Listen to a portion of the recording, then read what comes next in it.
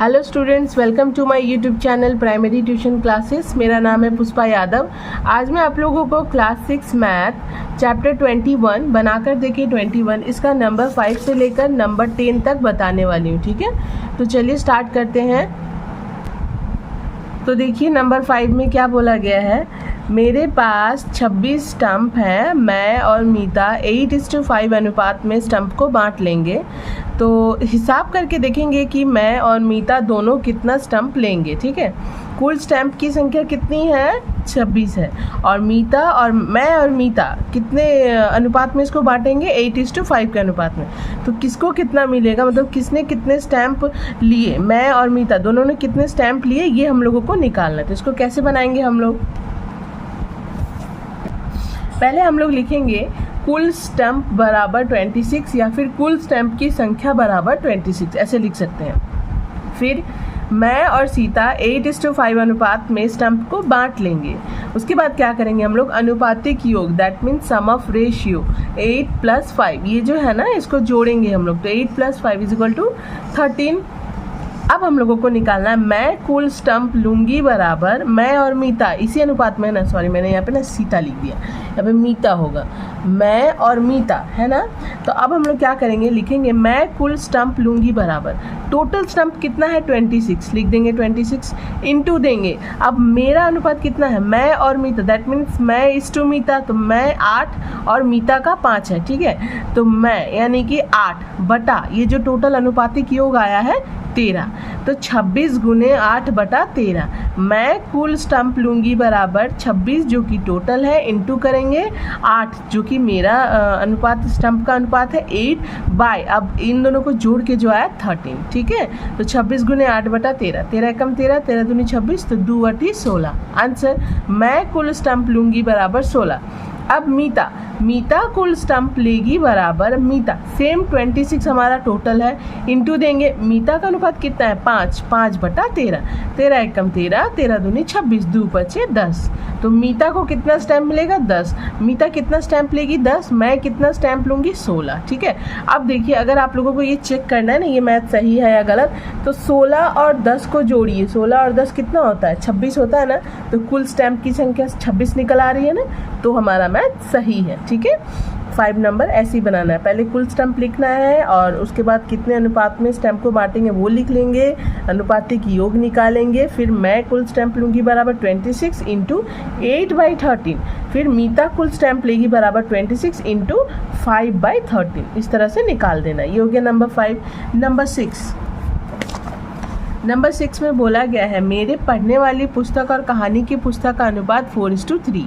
पढ़ने वाली पुस्तक 28 होने पर कहानी की पुस्तक की संख्या कितनी है हिसाब करेंगे, और मूल पुस्तक कितनी है बताओ। यहाँ पे देखिए बोला गया कि पढ़ने वाली पुस्तक और कहानी की पुस्तक की संख्या का अनुपात कितना है 4:3। पढ़ने वाली पुस्तक की संख्या है, दैट मीन्स पढ़ने वाली पुस्तक की संख्या दिया हुआ, कहानी की पुस्तक की संख्या निकालना है। इसको हम लोग इस तरह से बनाएंगे। देखिए फर्स्ट हम लोग लिखेंगे पढ़ने वाली पुस्तक और कहानी की पुस्तक का अनुपात बराबर 4:3। इसमें मैंने गलती से अनुपातिक योग निकाला था जो कि नहीं निकलेगा। पढ़ने वाली पुस्तक और कहानी की पुस्तक का अनुपात बराबर 4:3। अब हम लोग यहाँ पे लिखेंगे पढ़ने वाली पुस्तक की संख्या बराबर 28। अब हम लोग को कहानी की पुस्तक निकालनी है, इसमें ना अनुपातिक योग नहीं निकालना है।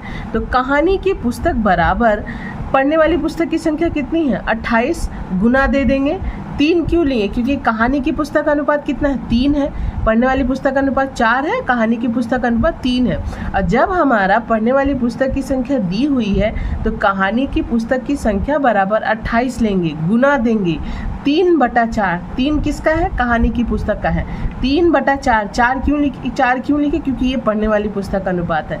अगर पढ़ने वाली पुस्तक की संख्या दी हुई है तो यहाँ भी पढ़ने वाली पुस्तक का ही अनुपात निकल कर आएगा, और ऊपर जो रहेगा वो कहानी की पुस्तक का रहेगा। तो पढ़ने वाली पुस्तक की संख्या 28, तो कहानी की पुस्तक की संख्या बराबर 28 × 3/4। 28 हमारा पढ़ने वाली पुस्तक है, 3 और जो यहाँ रहेगा वही यहाँ पर भी रहेगा, दैट मीन्स पढ़ने वाली पुस्तक की संख्या 28 और पढ़ने वाली पुस्तक का अनुपात बराबर 4। तो ये और ये दोनों सेम पढ़ने वाली पुस्तक का ही है, और कहानी का पुस्तक हम लोग ऊपर कर देंगे। तो 28 गुने 3/4, 4 एकम 4, 4 7 28, 7 किया 21। कहानी की पुस्तक की संख्या कितनी हुई? 21। अब पूछा है मूल पुस्तक, यानी कि इन दोनों को मिलाकर टोटल कितना पुस्तक है। तो मूल पुस्तक बराबर 28 पढ़ने वाली हो गया, 21 कहानी का हो गया, तो 28 + 21 बराबर 49। ये हो गया मूल पुस्तकों की संख्या। ठीक है, ये हो गया नंबर 6। अब हम लोग आते हैं नंबर 7। नंबर 7, एक प्रकार के गहने में सोना और चांदी 4:7 मिलाया हुआ है, 4:7 के अनुपात में मिलाया हुआ है। इस प्रकार के गहने में 357 मिलीग्राम चांदी के साथ कितना मिलीग्राम सोना मिलाया गया है, बताओ। सोना और चांदी का अनुपात इतना है, इतना मिलीग्राम टोटल चांदी का परिमाण दिया हुआ, तो कितना ग्राम सोना मिलाया गया ये बताना। सेम बनेगा जैसे ये ऊपर वाला बना ना, वैसे ही बनेगा। इसको कैसे बनाएंगे?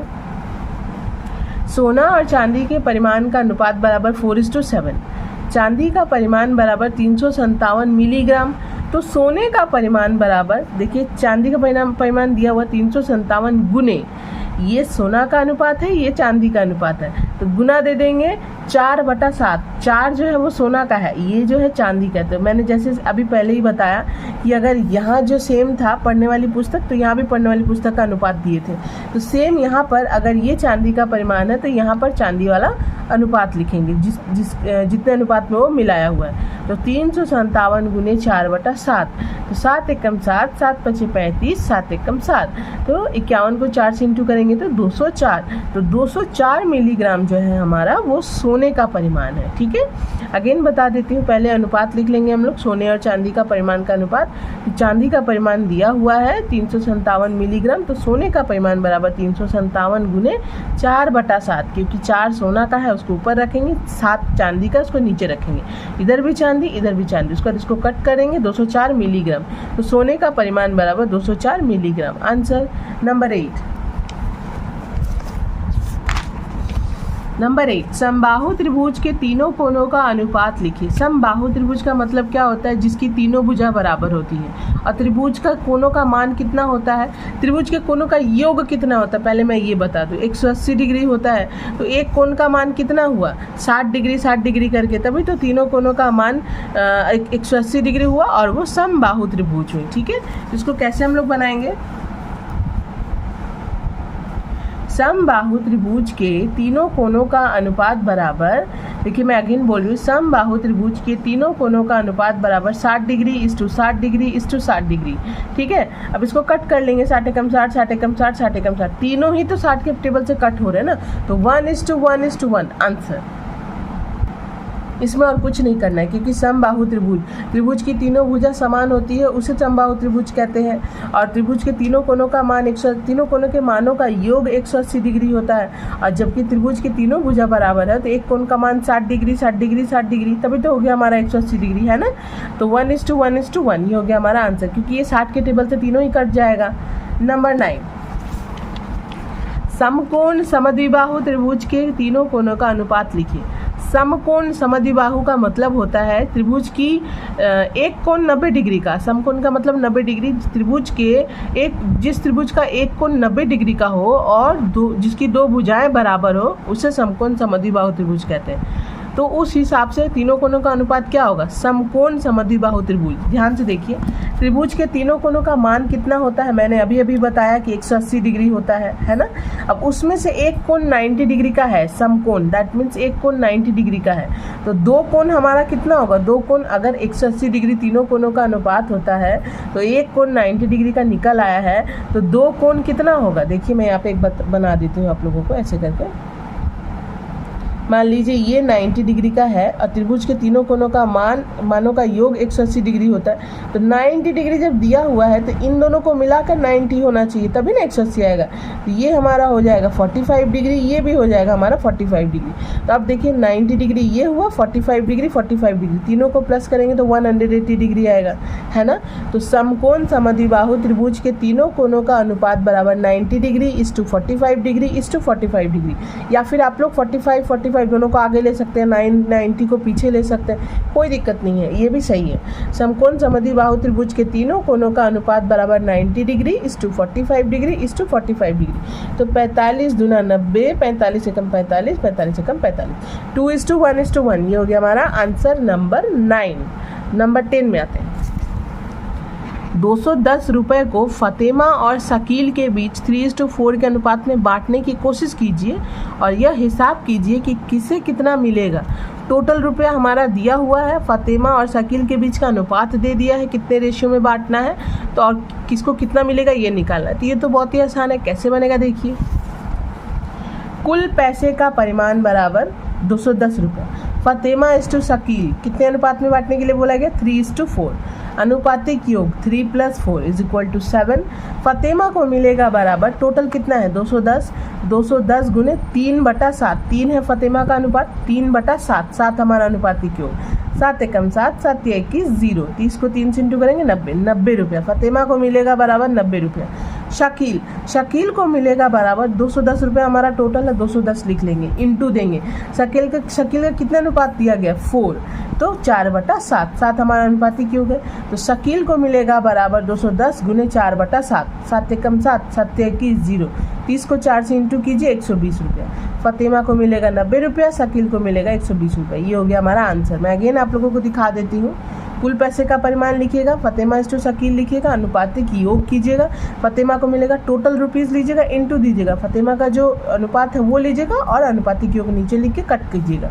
आ गया नेक्स्ट, शकील को मिलेगा बराबर, टोटल रुपीज़ जो है वो लिखेंगे, इंटू देंगे, जो शकील का अनुपात है वो लेंगे, बटा में अनुपातिक योग, उसके बाद इसका भी निकल आएगा। तो हो गया हमारा नंबर 10। नेक्स्ट वीडियो में मैं और भी लेकर आऊँगी। अगर वीडियो आप लोगों को अच्छी लगी तो प्लीज़ वीडियो को लाइक, शेयर एंड सब्सक्राइब कीजिए। मैं मिलती हूँ नेक्स्ट वीडियो में, बाय।